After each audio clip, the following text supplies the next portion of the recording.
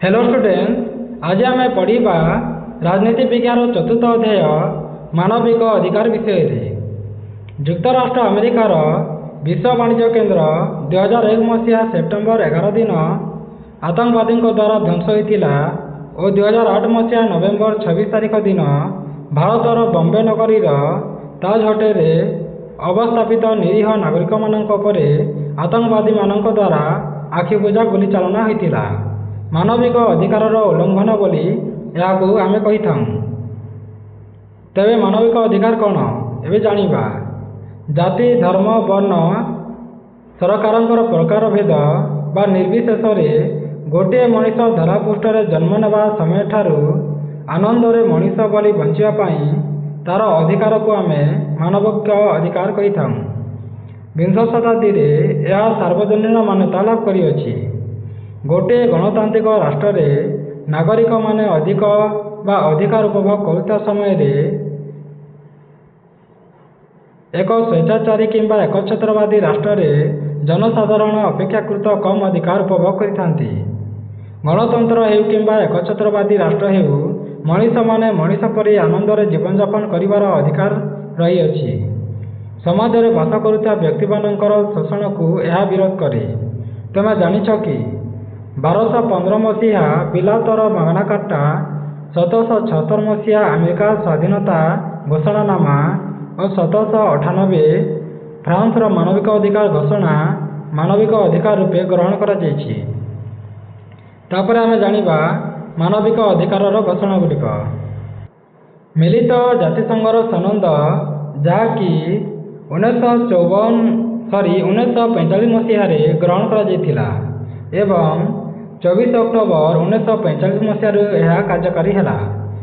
से अंतर्जातीय सहयोग भातृभाव और मानविक अधिकार उपरे विशेष प्राधान्य दिगला। मानविक अधिकार उपरे आहुरी अधिक गुरुत्व देवा उद्देश्य मिलित जातिसंघर साधारण परिषद रे 1948 मसीहा डिसेम्बर मास 10 तारिख दिन सार्वजनीन मानविक अधिकार घोषणा करागला। पृथ्वी रे केन्द्रीभूत क्षमतार प्रयोग द्वारा विकासमुखी राष्ट्र माने विकासशील राष्ट्र मानक शोषणर शिकार होगा फल विकासमुखी राष्ट्र मानकरे बास करुवा मनीष मानकर मानविक अधिकार उल्लंघन होउछि। केवल क्षमताशाली राष्ट्र द्वारा मानविक अधिकार उल्लंघन हेउनाही। एपरिकी लोकमानंकु सुरक्षा देवा दायित्व रे थिबा पुलिस प्रशासन मध्य अनेक समय रे बंदी मानंकु सुरक्षा देवा बदल रे निष्ठुर बर्बर और नृशंस व्यवहार देखाउछंती। जहाँ फल आमे माने दैनिक संबादपत्र मानकरे थाना हाजत रे बंदीर मृत्यु शीर्षक संबाद मान पढ़ी था। तुम्हें जानिछ कि प्रति वर्ष डिसेम्बर मास 10 तारिख को मानविक अधिकार दिवस रूपे ग्रहण करा जायछि।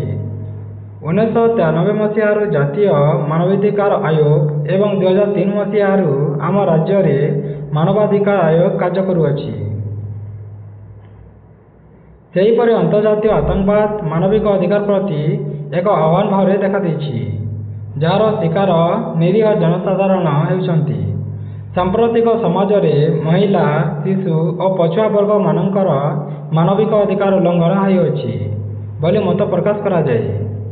तापर आमे जानिबा नारी अधिकार विषय रे। नारी मानक प्रति अश्लील इंगित प्रदर्शन करिबा, नारी निर्यातना करिबा, नारी धर्षण, यौतुक जनित हत्या करिबा, कन्या भ्रूण हत्या करिबा परि अनेक गुड़िए घटना आजिकाली समाज रे बहुल भाव में परिलक्षित होइछि। पुरुष परि नारी मध्य समाजर एक बलिष्ठ अंग। से भगिनी जाया से जननी अटे। नारीर समृद्धि हेले समाजर अभिवृद्धि हेब। गोटे संतानर बाल्य शिक्षा माँ कोलर ही आरंभ होइथाए। तेणु नारी मानक समाज रे पुरुष मानक परि अधिकार प्रदान करा जिवा आवश्यक। राजनीतिक सामाजिक सांस्कृतिक एवं अर्थनैतिक क्षेत्र में नारी माने विशेष अधिकार उपलब्ध करने आवश्यक।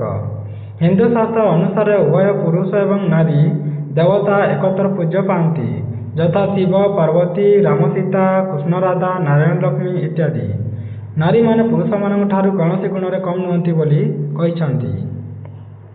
भारतर संसद रे नारी मानकर विशेष स्वाधीनता पाई संसद एवं विधानसभा रे आसन संरक्षण व्यवस्था विचाराधीन अछि। मात्र भारतर गणतांत्रिक विकेन्द्रीकरण व्यवस्था रे ନାରୀମାନଙ୍କ ପାଇଁ ସଂରକ୍ଷିତ ଆସନର ବ୍ୟବସ୍ଥା ରହିଅଛି। ତୁମେ ଜାଣିଛ କି ଭାରତରେ 1976 ମସିହା ସମାନ ମଜୁରୀ ଆଇନ ବଳରେ ଏହା କାମ ପାଇଁ ନାରୀ ଓ ପୁରୁଷ ସମାନ ମଜୁରୀ ପାଇବେ। ମହାତ୍ମା ଗାନ୍ଧୀ କହିଥିଲେ ଯେ ଭାରତ ସ୍ୱାଧୀନତା ହେଲା ସତ, ମାତ୍ର ସ୍ୱାଧୀନତାର ପ୍ରକୃତ ଅର୍ଥ ଆମେ ଉପଲବ୍ଧି କରିପାରିବା ଯେତେବେଳେ ଭାରତରେ ଜଣେ ନାରୀ ରାତି ଅଧରେ ଏକାକୀ ନିର୍ଭୟରେ ଚାଲିକରି ଯିବା ଆସିବା କରିପାରିବ। ଏହା ମହାତ୍ମା ଗାନ୍ଧୀ କହିଥିଲେ। ତାପରେ ଆମେ ଜାଣିବା ଶିଶୁ ଅଧିକାର ବିଷୟରେ। ଶିଶୁ ହସିଲେ ଦୁନିଆ ହସେ। ଆଜି ସେ ଶିଶୁ, କାଲି ସେ ହେବ ଦେଶର ନାଗରିକ। ରାଷ୍ଟ୍ର ନିର୍ମାଣରେ ସେ ନିଜକୁ ହଜାର ଦେବ ବା ହଜାଇ ଦେଇଥାଏ। କଢ଼ଟିକୁ ଫୁଲ ଫୁଟିବା ପର୍ଯ୍ୟନ୍ତ ସମସ୍ତ ସୁଯୋଗ ଦିଆଯିବା ଆବଶ୍ୟକ। 6 ବର୍ଷରୁ 14 ବର୍ଷ ବୟସ ମଧ୍ୟରେ ଥିବା 50% ଅଧିକ ଶିଶୁ ବିଦ୍ୟାଳୟ ଶିକ୍ଷାରୁ ବଞ୍ଚିତ ହେଉଛନ୍ତି। ଉପଯୁକ୍ତ ଖାଦ୍ୟ, କ୍ରୀଡ଼ା ଏବଂ ଆମୋଦ ପ୍ରମୋଦ ପାଇବାରୁ ବଞ୍ଚିତ ହେଉଅଛନ୍ତି। ସେମାନଙ୍କ ପାଇଁ ସେମାନଙ୍କର ଅଧିକାର ସାବ୍ୟସ୍ତ କରିବା ଏକ ଦିବାସ୍ୱପ୍ନ ହୋଇଛି। 86ତମ ସମ୍ବିଧାନ ସଂଶୋଧନ ଦ୍ୱାରା 6 ବର୍ଷରୁ 14 ବର୍ଷ ପର୍ଯ୍ୟନ୍ତ ସମସ୍ତ ଶିଶୁଙ୍କୁ ମାଗଣା ଏବଂ ବାଧ୍ୟତାମୂଳକ ଶିକ୍ଷା ଏକ ମୌଳିକ ଅଧିକାର ରୂପେ ଗ୍ରହଣ କରାଯାଇଛି ଏବଂ ଶିଶୁମାନଙ୍କୁ ଶିକ୍ଷାଦାନ ଅଭିଭାବକମାନଙ୍କର ମୌଳିକ କର୍ତ୍ତବ୍ୟ ବୋଲି ଭାରତୀୟ ନାଗରିକମାନଙ୍କର କର୍ତ୍ତବ୍ୟରେ ଉପରୋକ୍ତ ସଂଶୋଧନ ଦ୍ୱାରା ଗ୍ରହଣ କରାଯାଇଛି। ଏତଦ୍‌ବ୍ୟତୀତ 14 ବର୍ଷରୁ କମ୍ ପିଲାଙ୍କୁ ଖଣି ଖନନ ବା କଠିନ କାମରେ ନିଯୁକ୍ତି ପାଇଁ ମୌଳିକ ଅଧିକାରରେ ନିଷେଧ କରାଯାଇଛି। ତାପରେ ଆମେ ଜାଣିବା ନାରୀ ସଶକ୍ତିକରଣ ବିଷୟରେ। ନାରୀ ଶକ୍ତି ଜିନ୍ଦାବାଦ ଏହା ହେଉଛି ନାରୀ ସଶକ୍ତିକରଣର ସ୍ଲୋଗାନ। ଭାରତରେ ପୁରୁଷ ପ୍ରଧାନ ସମାଜ ପ୍ରତିଷ୍ଠା ଲାଭ କରିଅଛି। ଭାରତୀୟ ସମାଜରେ ପୁରୁଷମାନଙ୍କୁ ବିଶେଷ ପ୍ରାଧାନ୍ୟ ଦିଆଯାଏ। ଝିଅଟିଏ ବାହା ହେଲେ ତା'ର ବାପ ଘର ଛାଡ଼ି ସାଧାରଣତଃ ସ୍ୱାମୀ ଘରକୁ ଆସେ। ତାକୁ ସ୍ୱାମୀଙ୍କର କଥା ମାନି ଚଳିବାକୁ ପଡ଼ିଥାଏ। କୁଟୁମ୍ବ ବା ପରିବାର ଭିତରେ ମା'ଙ୍କ ଅପେକ୍ଷା ବାପାଙ୍କର ପ୍ରାଧାନ୍ୟ ଅଧିକ ଥାଏ।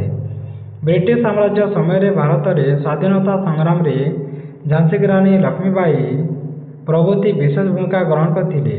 ମଧ୍ୟ ସେ ସମୟରେ ନାରୀ ଶିକ୍ଷାର ପ୍ରସାର ନଥିଲା ଏତେ।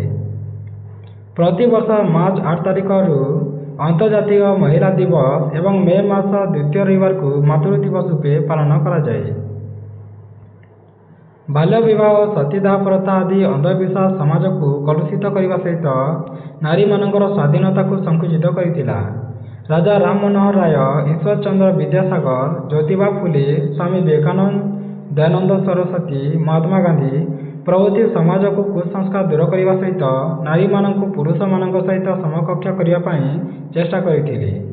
ଯୁଗ ବଦଳି ଯାଇଛି। ଭାରତୀୟ ନାରୀ ଆଜି ଆଉ ଅବଲା ଦୁର୍ବଳା ନୁହେଁ। ସମାଜରେ ପ୍ରତ୍ୟେକ କ୍ଷେତ୍ରରେ ନାରୀ ଆଜି ତା'ର ମହତ୍ତ୍ୱ ପ୍ରତିପାଦନ କରିବାରେ ପଛାଇ ନାହିଁ।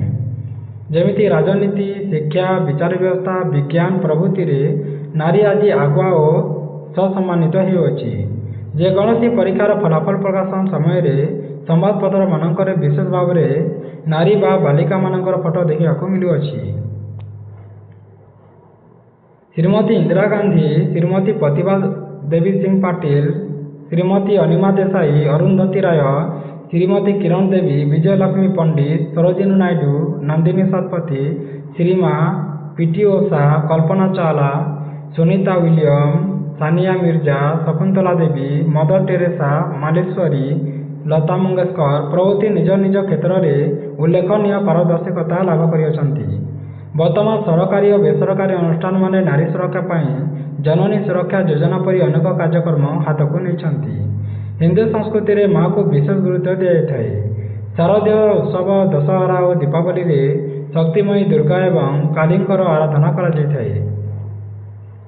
ତୁମେ ଜାଣିଛ କି 1975 ମସିହାରୁ ଅନ୍ତର୍ଜାତୀୟ ନାରୀ ବର୍ଷ ରୂପେ ପାଳନ କରାଯାଉଛି। ନିକଟରେ ଜର୍ମାନୀ ଲେଖିକା ହର୍ତା ମୁଲର ସାହିତ୍ୟରେ ନୋବେଲ ପୁରସ୍କାର ପାଇଛନ୍ତି ଏବଂ ବ୍ରିଟିଶ ଔପନ୍ୟାସିକ ହିଲାରୀ ମ୍ୟାଣ୍ଟେଲ ବୁକର ବିଜେତା ହୋଇଅଛନ୍ତି। ଆମେରିକାର ଏଲିନର ଓଷ୍ଟ୍ରୋମ ହେଉଛନ୍ତି ପ୍ରଥମ ମହିଳା ଯିଏକି ଅର୍ଥଶାସ୍ତ୍ରରେ ସମ୍ମାନଜନକ ନୋବେଲ ପୁରସ୍କାର ଗ୍ରହଣ କରିଛନ୍ତି। ନାରୀ ସକଳ ଶକ୍ତିର ଆଧାର କହିଲେ ଅତ୍ୟୁକ୍ତି ହେବ ନାହିଁ। ମାତୃଶକ୍ତି ବିନା ସୃଷ୍ଟି ଅସମ୍ଭବ। କଥାରେ ଅଛି, ଜନନୀ ଜନ୍ମଭୂମିଶ୍ଚ ସ୍ୱର୍ଗାଦପି ଗରୀୟସୀ। ଯଦି ଏହି ଭିଡ଼ିଓଟି ତୁମମାନଙ୍କୁ ଭଲ ଲାଗିଥାଏ ତେବେ ତୁମ ସାଙ୍ଗମାନଙ୍କ ସହିତ ସେୟାର କରିବ ଓ ସବସ୍କ୍ରାଇବ୍ କରିବା ଜମାରୁ ଭୁଲିବନି। ଧନ୍ୟବାଦ।